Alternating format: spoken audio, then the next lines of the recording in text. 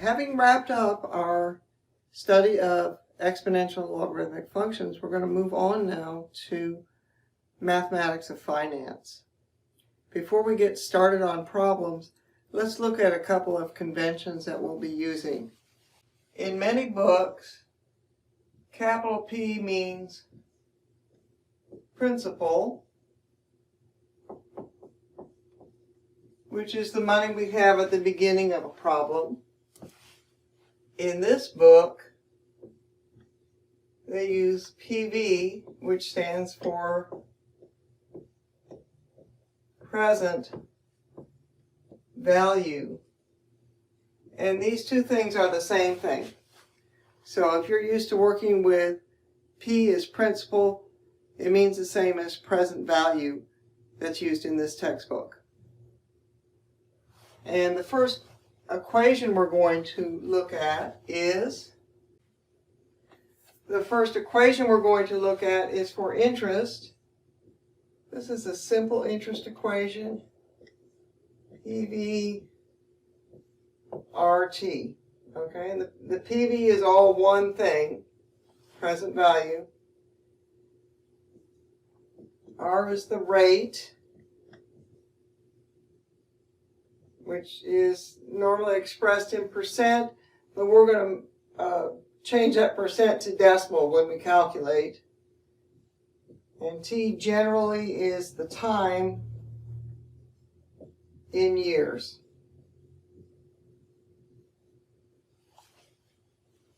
Okay, of course, I is the interest.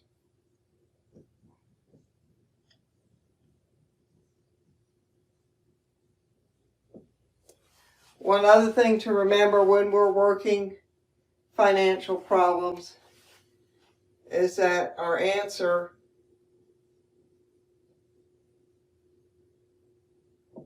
is rounded to the nearest cent.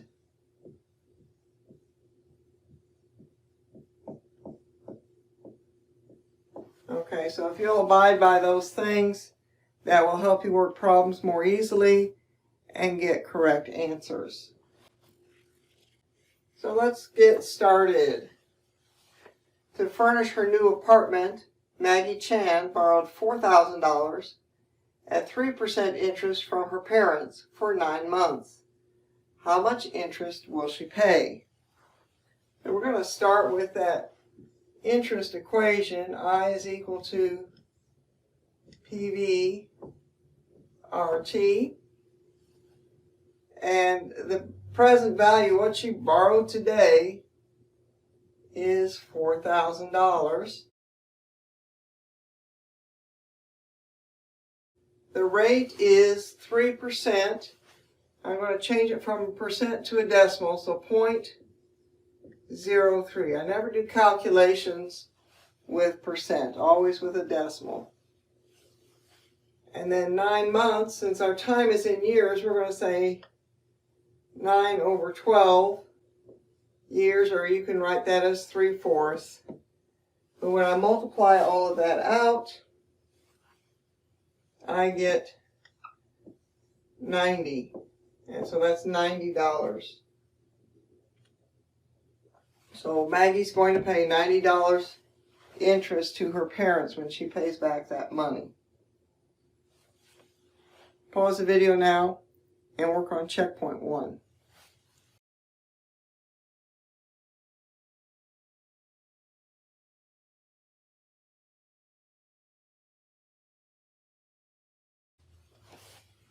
Simple interest is usually used on short-term loans or loans of less than 1 year, but it's also used in some other cases, and one of these is corporate bonds. Let's look at a problem that talks about corporate bonds. Bank of America issued 10-year bonds with a maturity date in 2022 and an annual simple interest rate of 5.7%. The interest is paid semi-annually. Santiago buys a $10,000 bond. Determine how much interest will Santiago earn every 6 months And how much interest will he earn over the 10-year life of the term? So we're going to start again with I equals PV RT, and we want to know how much interest he's going to earn. So PV, the present value, is $10,000. He bought a bond for $10,000. We're told that the rate is 5.7%, so 0.057, and the time is 6 months or every half year. So up here I'll have 10,000 times 0.057 times 1/2, and this gets me a rate of $285 interest every 6 months. The second part of this question asks, how much interest will he get altogether over the 10-year life of the bond? There's two ways we can do this. We could work the equation again, and instead of having 1/2 here, put in 10. Or we could say, okay, he gets this every 6 months. Every 6 months for 10 years, he's going to get it 20 times. So I could just do 20 times 285, which would give me $5,700 altogether. This is another time where we use simple interest, is with these corporate bonds. Pause the video now and work on checkpoint 2.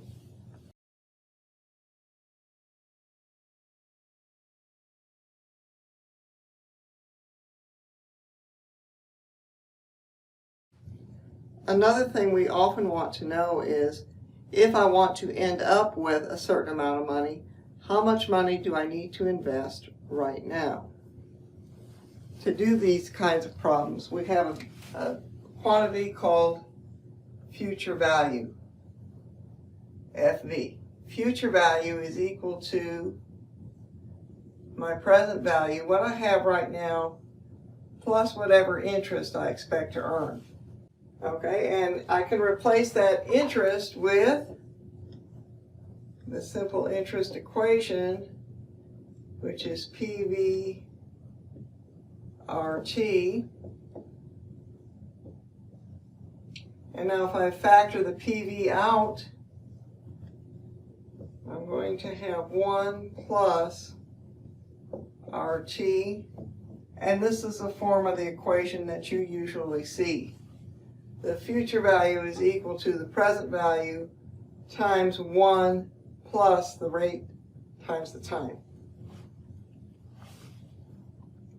So we're going to find some maturity values and the amount of interest paid. High borrows $20,000 from his parents at 5.25% to add a room to his house. He plans to repay the loan in 9 months with a bonus he receives at that time. Okay, so we know that right now the present value is $20,000. That's how much he borrows right now. The interest is 5.25. I'm sorry, not the interest, the rate. 5.25%, which I'm going to write as 0.0525. And then the time, he's going to pay this back in 9 months. So we could write 9 over 12, which would reduce to 3 over 4. So let's go back here to our finished equation, PV times 1 plus RT, and start putting some numbers in. Okay, we start with the $20,000. 1 plus 0.0525 times 3 over 4. And here I could just take that plus out and slide the 1 over, and I end up with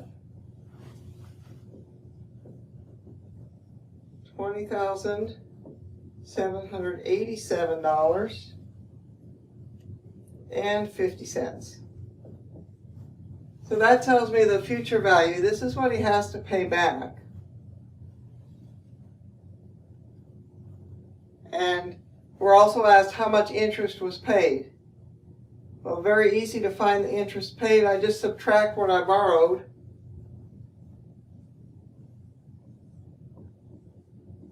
From what I'm paying back.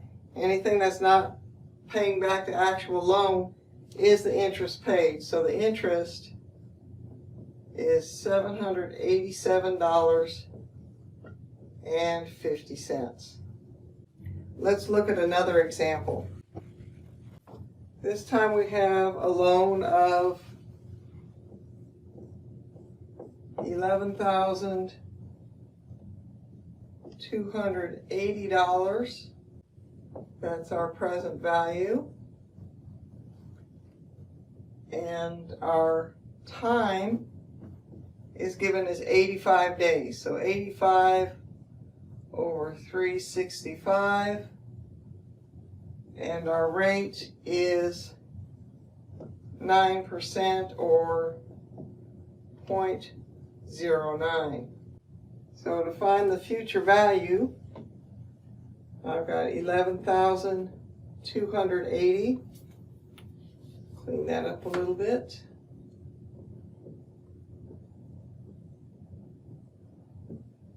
Times 1 plus 0.09 times 3/4, not 3/4. My time was 85 over 365. So definitely a problem for a calculator here. And I get approximately $11,516.42. And I want to know how much of that was interest, so I subtract the original loan amount, the present value,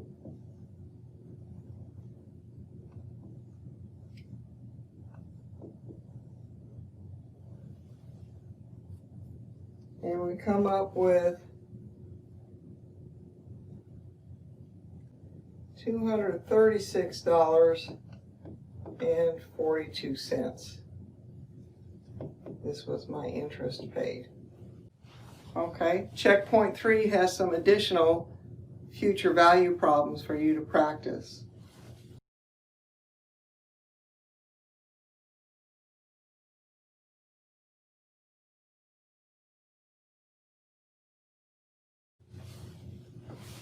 In our next problem, we have a young lady who borrows money and agrees on a payback amount, but has to figure the interest rate on her own. I hope you never do that. Let's see, Sally borrows $15,000, so her present value is $15,000. And her future value, what she's going to pay back, $15,315. And the time is 4 months, so 4 over 12 or 1/3. and we have to find the simple interest rate. So we'll use this equation. Future value is equal to present value times 1 plus RT. We know everything except the rate. That's what we'll be looking for. So we've got 15, 315 equals 15,000 times 1 plus R times 1/3. Okay, when I work that out, on this side I'm going to have 15,000 from multiplying by the 1 plus 15,000 over 3 times the R. To me, it's easier to just break this down or divide it out. 15,000 divided by 3 gives me 5,000 R. Now I'm going to subtract 15,000 from both sides. And again, that's fairly simple. And I end up with 315 is equal to 5,000 R. So I need to divide by 5,000 to find my interest rate, which comes out to 0.063. I want to generally express an interest rate in terms of percent. So I'll move this decimal point over this way this time and have 6.3% is the interest charged on this loan. There's another problem involving finding the interest rate at checkpoint 4.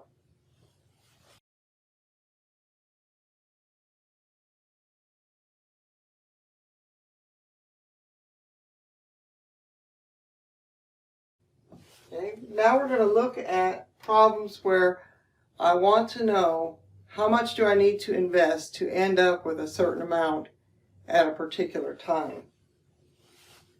So we're going to start with our future value formula.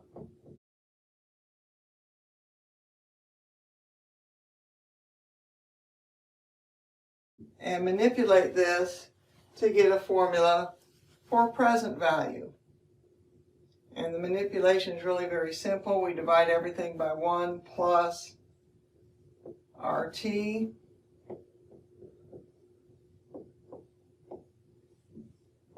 And now we have the present value is equal to the future value over 1 plus RT. So for example 5, I want to find the present value of $32,000 in 4 months at 9% interest. So I want to end up with $32,000.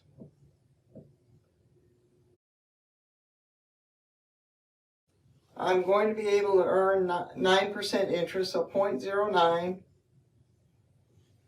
And I'm only going to invest for 4 months, so 1/3 of a year. So now my my present value is 32,000 divided by this,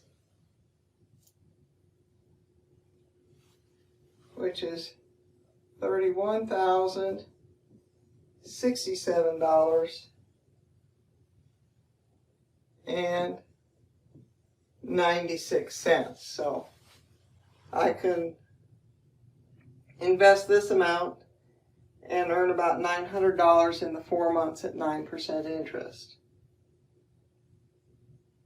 Pause the video now and work on checkpoint 5.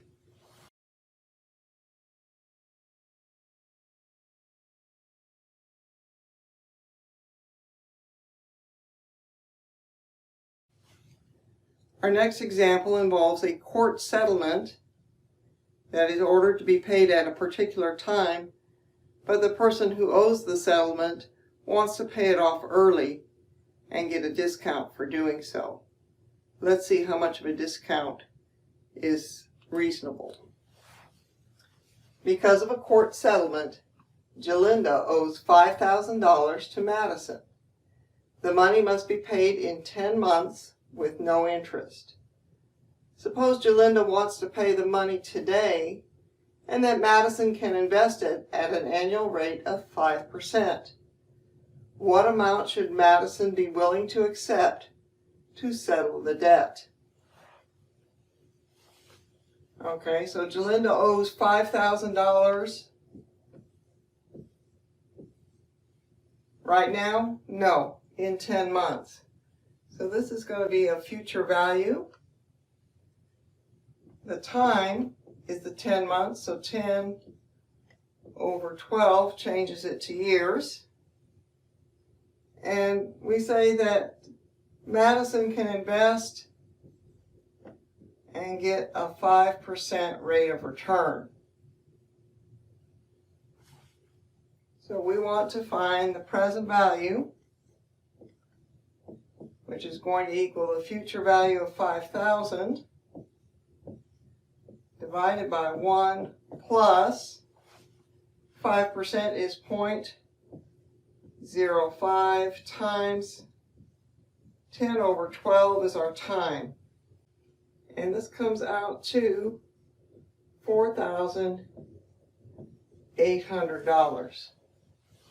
So Jalinda can pay $4,800 today and avoid paying $5,000 in 10 months. Pause the video now and work on checkpoint 6.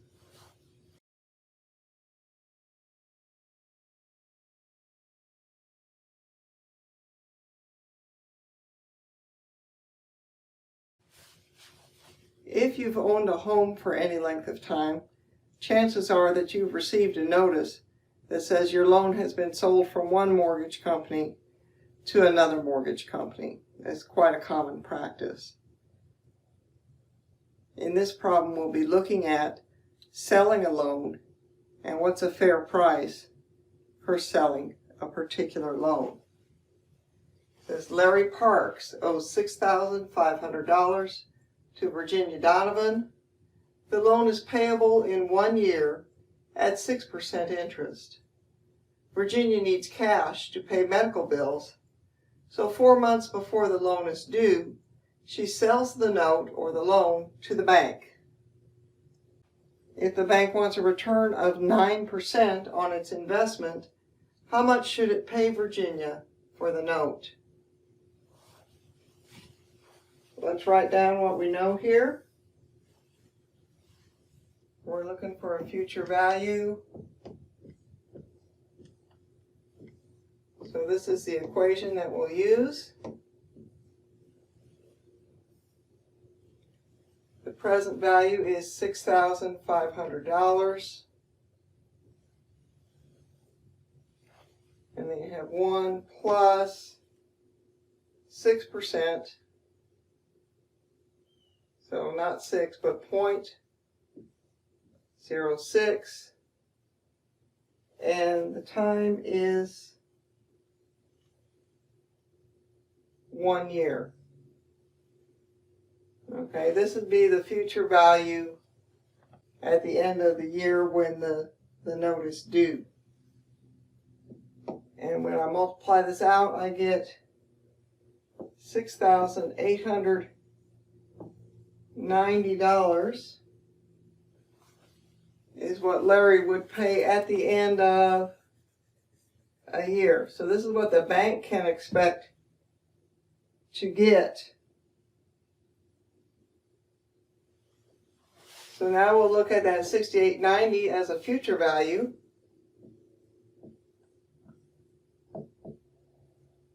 And then the bank wants to get a return of 9%. So their rate is 9% or 0.09. And then they only have the loan for 4 months, so 4 out of 12 is 1/3 of a year. So this is now my future value. Now I want to know how much should the bank pay so that this all works out. So now we're going to bring the 1 plus RT over here. We get 68.90 over 1 plus 0.09 times 1/3, and that equals our present value. And this comes out to $6,689.32. This is what the bank is willing to give Virginia so that they can collect the $68.90 from Larry 4 months from now. Okay, these kind of problems may seem like they're very complicated, but if you break it down step by step, think about one situation, one transaction at a time, this is something that's well within your capacity to do. There's a problem similar to this at checkpoint 7.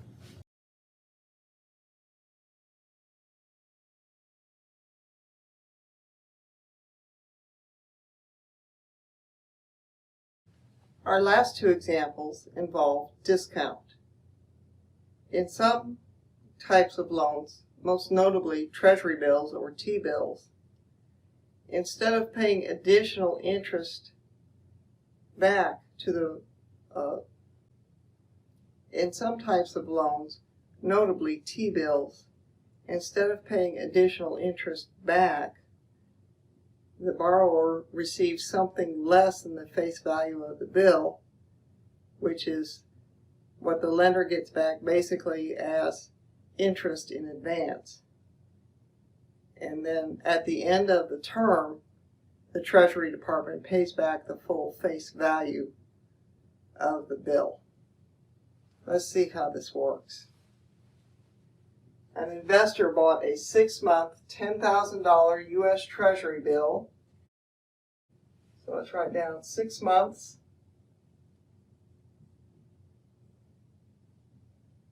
$10,000.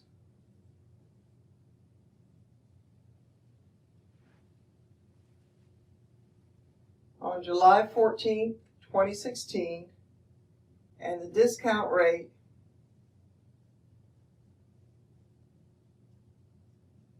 was 0.39%. What is the amount of the discount and what is the price of the T-bill? For this problem, we'll use this equation. The discount is equal to the present value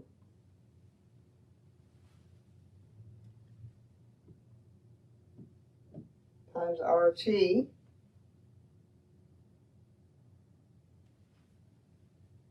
So here we have $10,000. Our rate is 0.0039. It's 39%, so 0.0039. And it's a 6-month bill, so this is going to be 0.5 of a year.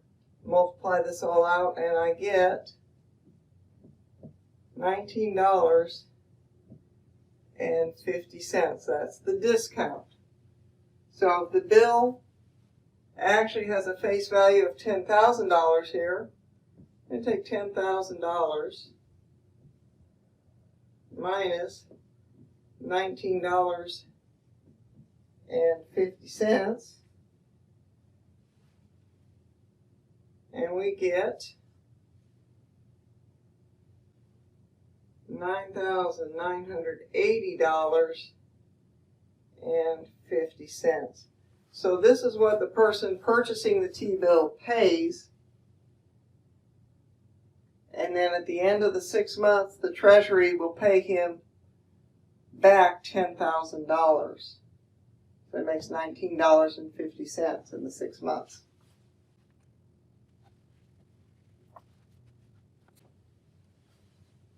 So before you go out and buy T-bills, go ahead and work checkpoint 8.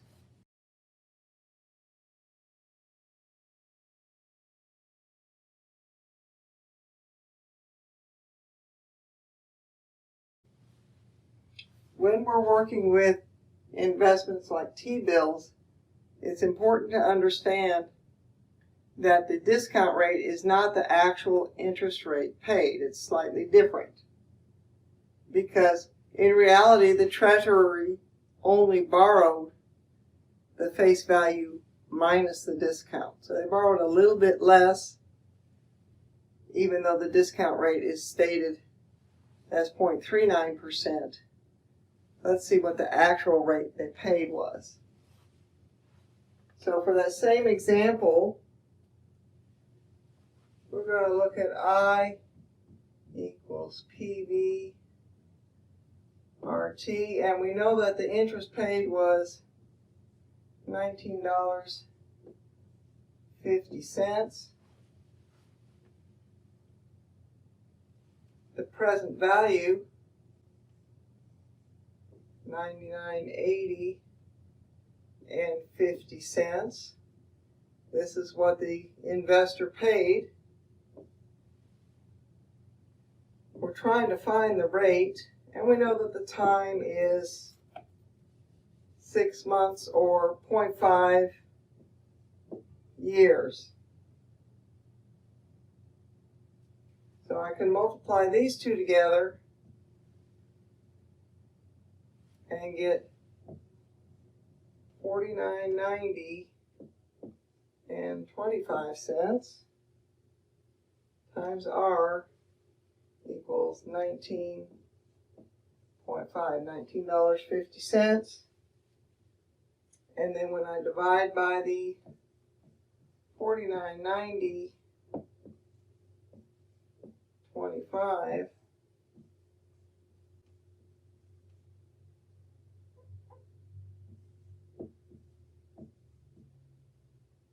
I see that the actual rate of interest paid was 0.0039076. Okay, so this interest rate is actually slightly higher than the discount rate because they're paying it on a slightly smaller amount than the face value of the T-bill. This is the last example for this section. So work on checkpoint 9, and then you can move on to your homework assignment.